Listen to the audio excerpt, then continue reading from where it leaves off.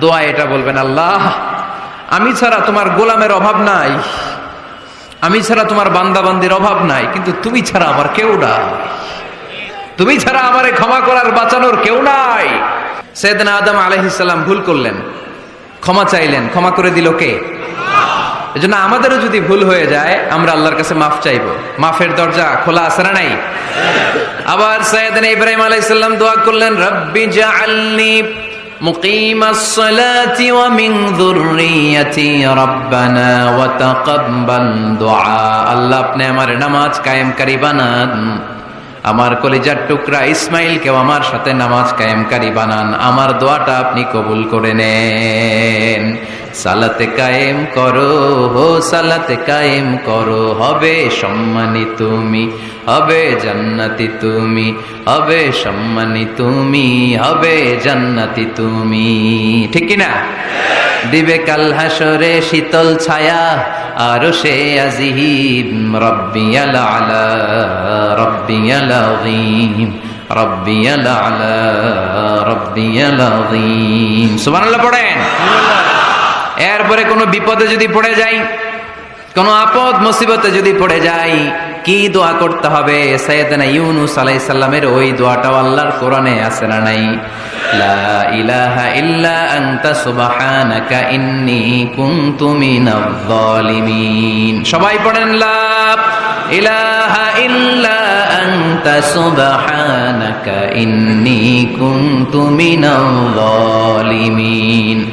লা ইলাহা ইল্লা আন্ত, আপনি ছাড়া কোনো ইলাহ নাই, সুবহানাক, আপনি পবিত্র, ইন্নী কুনতু মিনাজ জালিমিন, আল্লাহ আমি জুলুম করেছি, ভুল করেছি, অন্যায় করেছি, আপনি ছাড়া বাঁচানোর কেউ নাই। ঠিক কি না?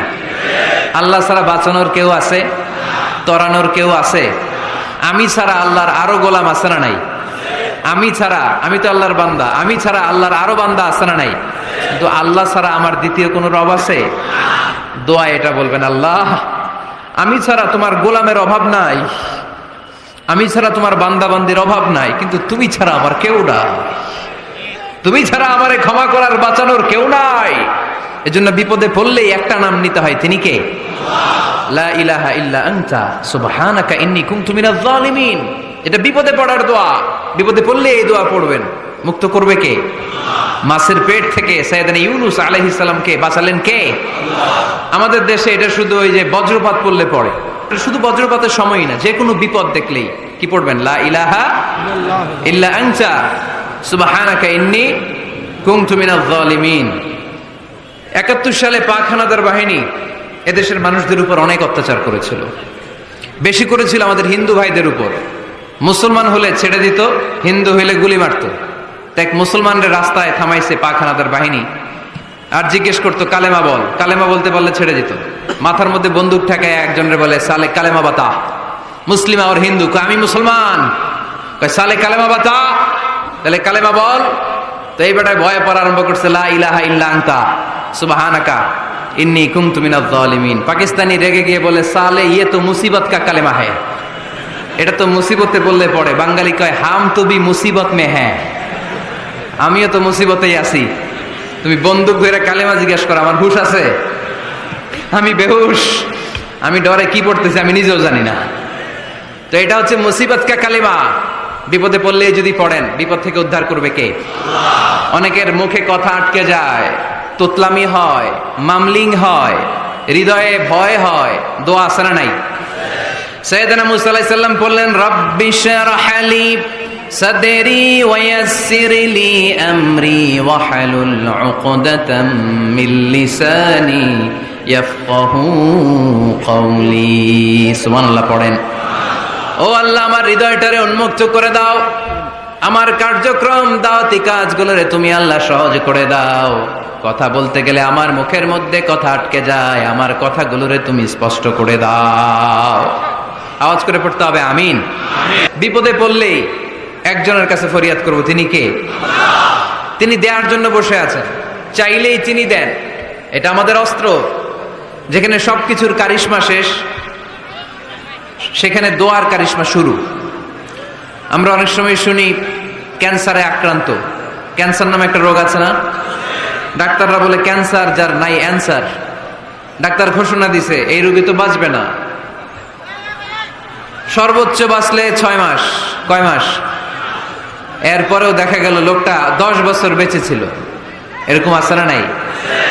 সব ডাক্তার ফেল, ঘোষণা দিয়েছে 6 মাস বাঁচবে, কিন্তু বেঁচে রইল 10 বছর। এই যে 10 বছর বেঁচে রইল, কিসের কারিশমা? আল্লাহর কারিশমা। দোয়া, দোয়ার বদৌলত। এই জন্য বেশি বেশি দোয়া করতে রাজি আছেন তো? বেশি বেশি দোয়া করতে হবে, দোয়া করলেই লাভ। জীবনের যত দোয়া আপনি করেছেন, আপনার দোয়া কবুল করছে কে? তবে সাথে সাথে সবসময় করে না। 3টা পদ্ধতিতে আল্লাহ দোয়া কবুল করেন। কয়টা পদ্ধতিতে? আল্লাহর কাছে চাইলে আল্লাহ বলে ওকে ফাইন, দিব দিব, কবুল দিব, অ্যাকসেপ্টেড, ইয়েস। দিব না, রিজেক্টেড, নো, এগুলো আল্লাহ কখনো বলে? আল্লাহ সবসময় বলে ইয়েস, অ্যাকসেপ্টেড, দেব। তবে 3 ভাবে দেয়। কয় ভাবে? আপনি দোয়া করলেন, চাইলেন, প্রথম পদ্ধতি, চাওয়ার সাথে সাথে আল্লাহ দোয়া কবুল করে নেয় আর দিয়ে দেয়, পেয়ে আপনি খুশি হয়ে যান। পদ্ধতি নাম্বার 2, আমরা চাই আল্লাহ এটা দাও, আল্লাহ তখনও বলে ইয়েস, দেব। কারণ না বলে ফিরিয়ে দিতে আল্লাহ জানেন, দেব, তবে সাথে সাথে দেন না, লেটার অন, দেরি করে। কখন দিলে আমার জন্য ভালো, এটা আমার চেয়েও ভালো জানে কে? দেরি করে দেয়। পদ্ধতি নাম্বার 3, আমি চাইলাম আল্লাহ এটা দাও, আল্লাহ বলে ইয়েস, দেব, সাথে সাথে দেয় না, দেরি করেও দেয় না। এটা কিয়ামতের ময়দানের জন্য তিনি রেখে দেয়, যাতে ওই দিন বিপদের কালে এই দোয়ার বদৌলতে তিনি আমাদেরকে বাঁচিয়ে দিতে পারে। তাহলে যে এত এত দোয়া করি, লাভ আছে না নাই? হয় সাথে সাথেই কবুল, নয় কিছু সময় দেরি করে কবুল। তা না হলে আখেরাতের অ্যাকাউন্টে আমাদের জন্য ব্যালেন্সে রেখে দিয়েছে কে? আমরা চাইবো একজনের কাছে, তিনি কে? এবং চাইবো চাওয়ার মতো। যেহেতু এটা একটা শিল্প, আর্ট, এটাকে আত্মস্থ করতে হয়। চাওয়ার মতো চাইলে এটা কখনো মিস হয় না। এজন্য আমরা মন প্রাণ উজাড় করে আল্লাহ তাআলার কাছে চাইবো, শুধু নিজের জন্যই চাইবো, আশেপাশে আর কারোর জন্য চাইবো না। কেন? ওনার জন্য চাবো কেন? আমারটা আমি চাবো, ওনারটা উনি চাবে। কথা কন। অনেকে বলে হুজুর আমি আরেকজনের জন্য দোয়া করে কি লাভ, ওনারটা উনি করবে, আমারটা আমি করি। এরকম একটা লজিক বা যুক্তি আছে না নাই? এটা ভুয়া যুক্তি, এটার কোনো গ্রাউন্ড নাই। কারণ আমার জন্য দোয়া করলে যেমনি লাভ, আরেকজনের জন্য করলেও লাভ। হাদিসে এসেছে, কোন মুসলিম যদি ইয়াদউ লিআখিহিল মুসলিম বিযাহরিল গায়ব, তার কোনো ভাইয়ের জন্য যদি কেউ দোয়া করে, ওই দোয়াটা আগে আল্লাহ তার জন্য কবুল করে নেয়।